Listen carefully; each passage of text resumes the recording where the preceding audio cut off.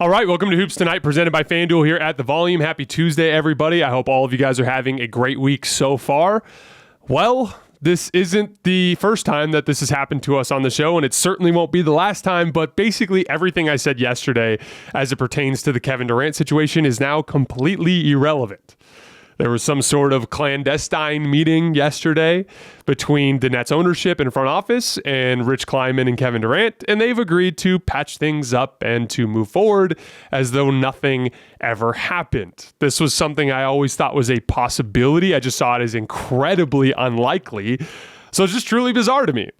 You guys, we're going to come at this from every different angle. We're going to look at it from the Nets angle, from the Kevin Durant angle, from the CBA angle, from the Lakers angle, since they just lost their biggest trade target from the summer. We're going to get to all of it today. You guys know the drill. Before we get started, subscribe to the Volume's YouTube channel so you don't miss any more of our videos. Follow me on Twitter at _JasonLT so you guys don't miss any show announcements. And if you missed this episode for whatever reason and you can't get back over to YouTube to finish it, don't forget that we do release these in audio form wherever you get your podcasts under Hoops Tonight. And then last announcement, don't forget tomorrow is our mailbag episode about the top 25 players list that we were working on. On my Twitter feed, you'll see a tweet asking for mailbag questions. You can drop questions about the list there. Also, I will be shouting out 2 or 3 of you guys who make the best case for why I was wrong about something. If there's a player on that list that you disagree with, just write in 1 or 2 tweets the basketball reason why you disagree and the people that make the best case. I'm going to shout you guys out on the show tomorrow. All right, so let's start with the Nets. They were at a crossroads here. They had a decision to make. And this is not a crossroads that is only relevant this summer. This is a crossroads they've really been facing ever since things started to go south with this partnership. And this partnership has really gone south. In 2020, KD missed the full season, obviously, coming off the Achilles tear. Kyrie only plays in 20 games, also due to injury. In 2021, KD hurts his hamstring, only plays in 35 games. Kyrie takes 2 separate leaves of absence without telling Steve Nash. And then Kyrie and James Harden both break down in the playoffs, and the Nets lose in the second round. 2022, KD hurts his knee, only plays in 55 games. Kyrie refuses to vaccinate, only plays 29 games, and both struggle in the first round as they get swept by Boston. And then this summer, Kyrie threatens to leave and take the mid-level exception to play for the Lakers, then suddenly recommits. And then KD demands a trade. Doubles down on that trade by denouncing the head coach and front office, and then decides to recommit to the team. That's all happened in 3 years. And so that presented Brooklyn with a decision. You can either continue this partnership or you can restart. And you have a ton of assets to do so. Kevin Durant would have fetched you the largest trade return in the history of the league. Kyrie Irving's worth at least 1 first-round pick, if not 2. The Lakers would have paid 2 for him. And then Ben Simmons is either a really interesting young prospect in a second phase of his career that could blossom into a foundational piece, or someone you can also trade for a good amount of assets. So they had a blow-it-up button that they could have pressed to rebuild their way. I really thought they'd choose option 2. Because of how chaotic option 1 has been for them. So I'm genuinely surprised that they opted to go this route. I thought that they would want to get out of this business. For the record, KD is fine as a foundational piece. The dude loves basketball. He's never going to leave you hanging on that front. That makes him a great foundational piece. His only concern really is his health. But in a vacuum, that's not as big of a deal. He's been available for both postseasons since he came back, right? And he played amazing in one, and he played poorly in another, but I don't think he played poorly because his body failed him. I didn't think he played poorly because he was old. I think he played poorly because he didn't shoot well against one of the best defenses that I've ever seen. So the reality is the KD foundational piece is fine, but when you combine him with Kyrie and his flakiness and his injury history, you can't have both of your core pieces be like that. That becomes the issue. And so I really thought the Nets would acknowledge that and move on, and they decided not to. It's very interesting. As far as KD goes, I looked at this all as very human and authentic, which I actually will always support on this show, but it was reckless in the sense that he didn't have any concern for the consequences that would come if he went this route or if he would bounce back. Wanting a better basketball situation, I 1000% support that. Wanting to change your mind when you learn that a decision you made is a poor decision, I also support that. But when you do those things, you have to be willing to take on the consequences that come from them. What KD did was very human. He was unhappy with his basketball situation. Basketball is the most important thing in his life. He wanted a better basketball situation. So he demanded a trade, even though he had 4 years left on his deal. Now, I know people will say things like, hey, he doesn't have any leverage. He has 4 years left on his deal. I don't see it that way. I thought KD's leverage was him not wanting to be there. Who wants to be in business with somebody whose heart isn't in it? Like if we were business partners and I told you, I don't like being your business partner, what are you going to do? You're probably going to be like, okay, well, we need to figure out some way to end this relationship. Because why would we continue to work together even though we don't like each other? It's like, or in a relationship. Like if your wife tells you, hey, I don't like you anymore, what are you going to do? Stick it out? I mean, if you do, you deserve the unhappiness that follows, right? So I thought KD had leverage in him simply making it clear that he didn't want to be their business partner anymore. Obviously, the contract situation complicated that leverage, but it's not like KD was absolutely powerless here. So then he doesn't get traded, and he doubles down on it because he still wants to change his basketball situation. And as a result, he denounces his head coach in front office, kind of publicly. Not super publicly, but it's clear that he's the one who leaked the report, so he intended for that information to get out. Then when the Nets didn't budge again, he relented on his decision. He decided, oh, they really aren't going to trade me unless these teams give up the house. If they give up the house, my basketball situation isn't better. As it turns out, this is my best basketball situation. So again, the pathway is very authentic and genuine. I wanted something better. I realized something better wasn't out there, so now I'm coming back. That's all human. But if you do that, you have to live with the consequences. If you tell your wife you want to break up for a little while and go be you, and then you say, never mind, that sucks, I want to come back, your wife is not going to have the same level of respect for you that she had before you left. You and your wife are not going to have the same type of relationship you had before you left. Changing your mind is fine. Wanting something better is fine. It's human, but it has consequences. So here's where we're at. Everyone's saying the right things, and they will continue to say the right things. They'll say the right things in training camp. That was a very well-crafted statement there from Sean Marks, right? But everyone knows the reality.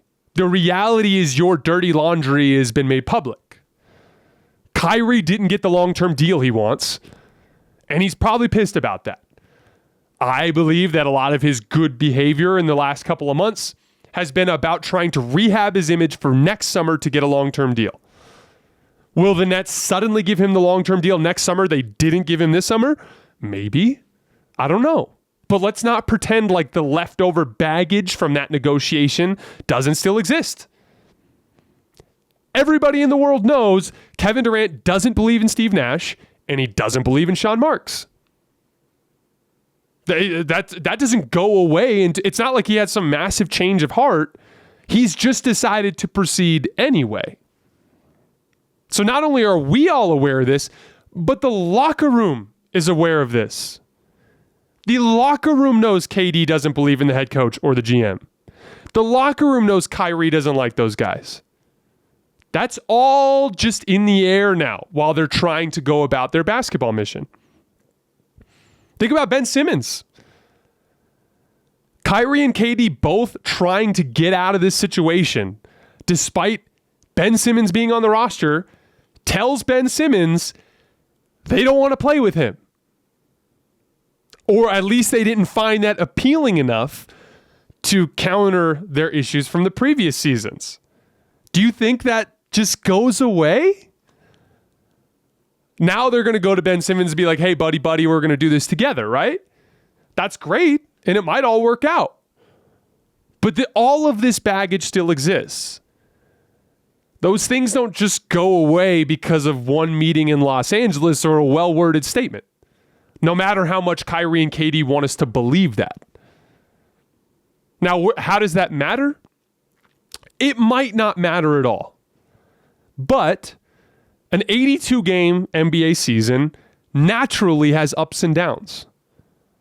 There's going to be a 2 or 3 game losing streak in there. There will be injuries. There will be disputes, guys bumping shoulders, arguments. Those things are hard to get through in any circumstance. It will be harder for this group to survive those ups and downs because every time they happen, that baggage will float back up to the surface. If something goes south with Nash this season, you bet your ass there's going to be conversations behind the scenes with KD going like, I told you I didn't like this guy.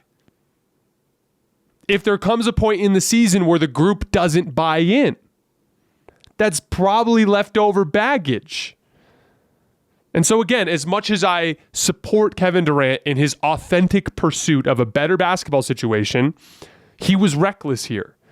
He did not properly factor in the downsides to his methods. And that, again, that's another big reason why I thought this would end differently. Why I was so confident that the deal would get done. I thought KD would understand that too much damage had been done to proceed as though nothing had happened. I thought Brooklyn would understand that this partnership has not worked out for them the way they needed it to. Both of them saw it differently. Now we're going to move forward. Looking at the basketball, it's a really interesting core. They're basically adding 4 wings that didn't play for them last year, and the wing was where they got destroyed last year. They did not have guys on the wing that did the dirty work for them. They're bringing in Joe Harris from the ankle injury, Ben Simmons from the James Harden trade, TJ Warren, a free agent signing, and Royce O'Neal, a trade from the Utah Jazz. That makes them a lot more interesting. The idea of Ben Simmons and KD when they're engaged on defense will be very problematic for teams. They do have plenty of shooting, and their 2 best stars are immune to spacing concerns. So offense should come easy to them. They're immune to spacing concerns because they can shoot over the top. We talked about this in depth in yesterday's show when we talked about superstar archetypes. So everything looks good on the surface of the basketball situation. Here's the one issue that I have. Not an issue, but fear that I have for this group. Health. Their best 5-player lineup will probably be Kyrie Irving, Joe Harris, TJ Warren, Kevin Durant, Ben Simmons. Those 5 guys combined to play 98 games last year. It's less than 20 per player.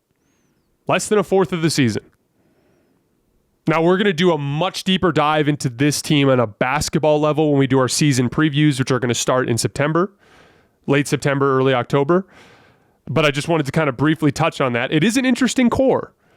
Health will be the biggest problem for them, though. CBA negotiations. That's the next thing that everyone's talking about. Patrick Beverley specifically tweeted about it today. He's not wrong, and this is something we've talked about on the show before. It's not good to have drama like this in the NBA.